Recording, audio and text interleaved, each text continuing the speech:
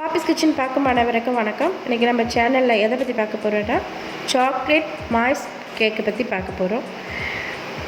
இதுக்கு தேவையான திங்ஸ் எல்லாம் நம்ம மென்ஷன் பண்ணியிருக்கோம். பார்க்க வாங்க வீடியோக்குள்ளே போகலாம். இதுதான் guys தேவையான things: egg, oil, fresh cream, cocoa powder, maida மாவு, பட்டர், மில்க், சுகர். ஃபஸ்ட்டு பவுலில் 2 கப் மைதா போட்டுக்கணும். அது போட்டுட்டு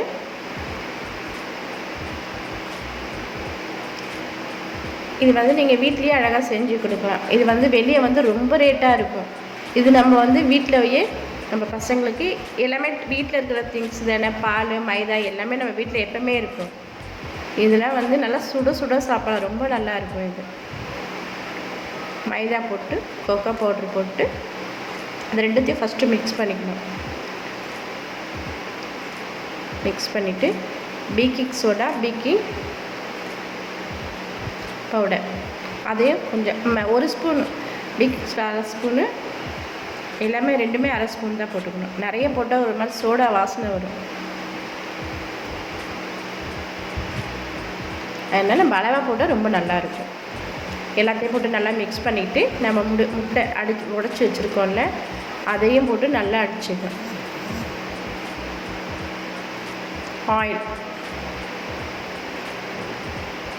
நீங்கள் எவ்வளோ ஊற்றுறீங்களோ அவ்வளோ நல்லா சாஃப்டாக நல்லாயிருக்கும் நம்ம சாப்பிட்றதுக்கு.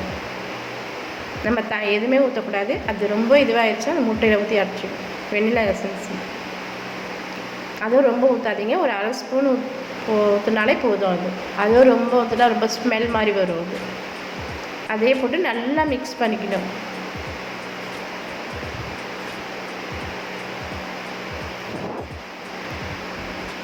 நீங்கள் எவ்வளோ அப்படியே ஒரே பக்கமாக மிக்ஸ் பண்ணணும்.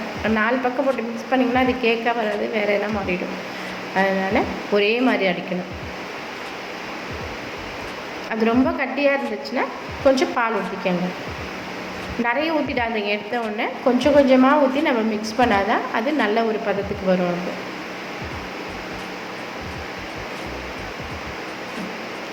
அப்படியே பாருங்கள், அந்த கட்டி முட்டையெல்லாம் இருக்கவே கூடாது. அதெல்லாம் அப்படியே மெதுவாக அடிச்சுட்டே வரணும். ரொம்ப ஸ்பீடாகவும் நம்ம இது பண்ணிக்கணும். அது ஒரு பவுலில்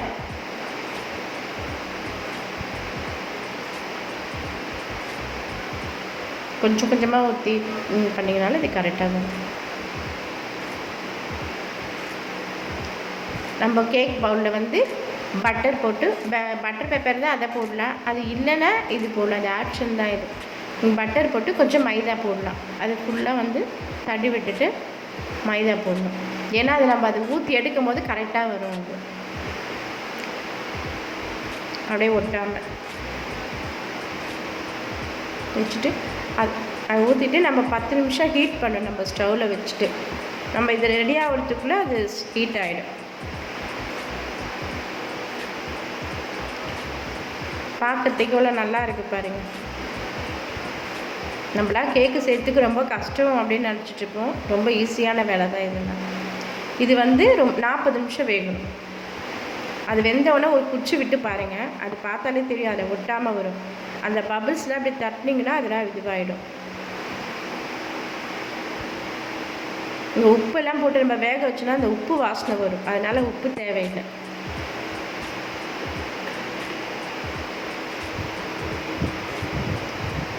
அதை நம்ம வச்சுட்டோம். இப்போ நம்ம க்ரீம் ரெடி பண்ணணும். ஃபஸ்ட்டு பட்டர் போடணும். அதை நல்லா மெல்ட் பண்ணணும். நம்ம ஃப்ரீசரில் இருந்தால் எடுத்து ஒரு 10 நிமிஷம், ஒரு 20 நிமிஷம் வெளியே வச்சுட்டிங்கன்னா மெல்ட் ஆகிடும்.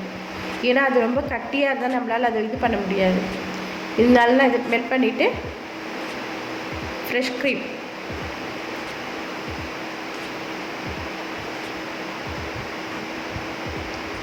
அது எவ்வளோ அளவு உங்களுக்கு தெரியும். அது ஊற்றினா அளவு தேவையில்லை. உங்களுக்கு எவ்வளோ அளவு வருதோ, க்ரீம் எவ்வளோ வேணுமோ, நீங்கள் க்ரீம் எவ்வளோ போட்டாலும் நம்ம கேக்குக்கு நல்லா தான் இருக்கும். அதனால் இதுக்கு அளவு தேவையில்லை க்ரீமுக்கு. இது நம்ம க்ரீம் அழகாக வீட்லேயே நம்ம ரெடி பண்ணிக்கலாம். அந்த க்ரீம் கூட செய்கிறதுக்கு நம்ம ரொம்ப கஷ்டம் போல், நம்மளால் செய்ய முடியாது போல் நான் நினச்சிருப்போம். அது ரொம்ப ஈஸியான வேலை தான் நம்மளுக்கு.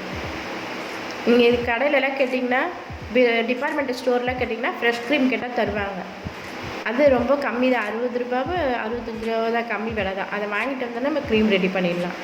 நம்ம பட்டர்லாம் நம்ம வீட்லேயே இருக்கும். க்ரீம் பாருங்கள், நம்ம அடிச்சுட்டே இருக்குது, அது அடிக்க அடிக்கிறது நல்லா க்ரீமாக வரும்.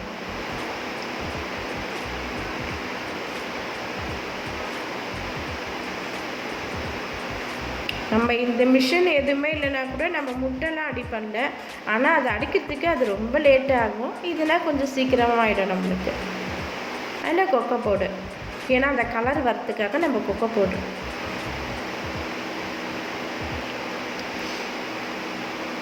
ஏன்னா இது மேலே க்ரீம் போடுறதுக்காக.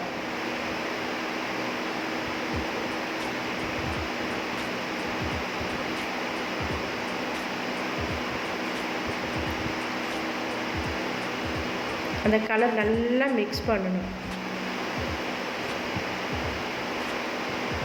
பாருங்க, சுகர் நம்ம பவுடர் மிக்சியில் பவுடர் பண்ணி வச்சுருக்கோம்ல, அந்த சுகர் உங்களுக்கு எவ்வளோ ஸ்வீட்டு வேணுமோ அவ்வளோ போட்டுக்கலாம். ஏன்னா இனிப்பு ஒருத்தர் அதிகமாக சாப்பிடுவாங்க, கம்மியாக சாப்பிடுவாங்க. அந்த அளவு உங்களுக்கு தெரியும். எந்த அளவுக்கு உங்களுக்கு ஸ்வீட் வேணுமோ அந்த அளவுக்கு போட்டுக்கோங்க.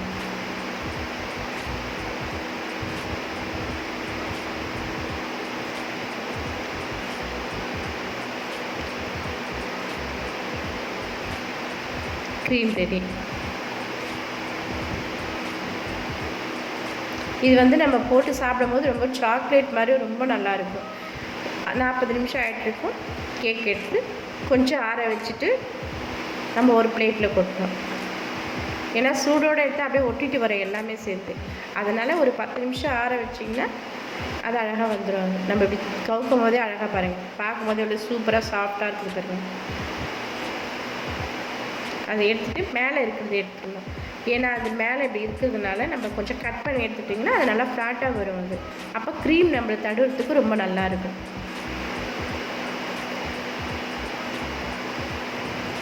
பாருங்கள் எவ்வளோ அழகாக வந்திருக்கு. இது 2 ஸ்லைஸு. உங்களுக்கு 3 லேயராக கூட எடுத்துக்கல, நாங்கள் 2 லேயர் எடுத்துருக்கோம்.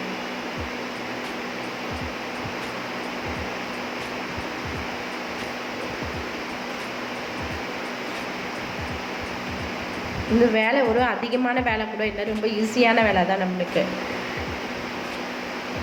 அது மேலே நம்ம இந்த சுகர் இதெல்லாம் நம்ம போட தேவையில்லை. நம்ம அந்த க்ரீம் வச்சே நம்ம சரி பண்ணிக்கலாம். க்ரீம் மேலே போட்டு நல்லா அப்படியே தடவிடலாம். இது பாதாம் முந்திரி அது மாதிரி இருந்தால் கூட நீங்கள் மேலே போட்டுக்கலாம். நாங்கள் அதெல்லாம் பிடிக்காதுன்றதுக்காக நாங்கள் அதெல்லாம் போடல.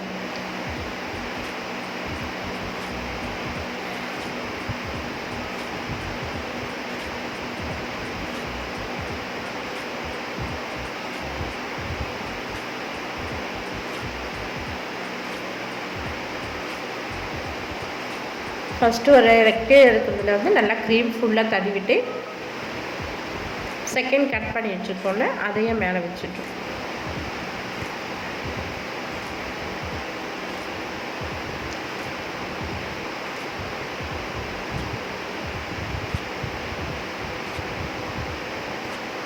இருக்கிற க்ரீம் எல்லாமே ஃபுல்லாக போடுங்க, நல்லாயிருக்கும்.